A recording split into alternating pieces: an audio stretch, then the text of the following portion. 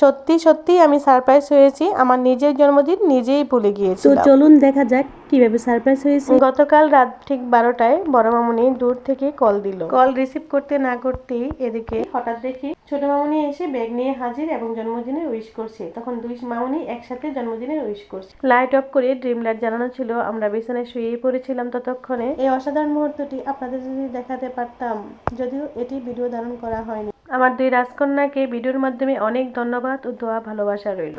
আমার বড় রাজকন্যা ও ছোট রাজকন্যা দুজন পরামর্শ করে এই সারপ্রাইজ গিফটটি কিনেছিল।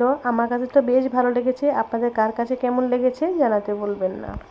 যারা গতকাল আমার জন্মদিন উপলক্ষে অনলাইন এবং অফলাইনে নানাভাবে আমাকে জন্মদিনের উইশ করেছেন, আমার জন্য দোয়া করেছেন, সবার প্রতি আমার অনেক অনেক প্রাণঢালা ভালোবাসা রইল। আর আপনাদের সকলের জন্য অনেক অনেক দোয়া রইল। আমারও আমার পরিবারের জন্য সবাই দোয়া করবেন।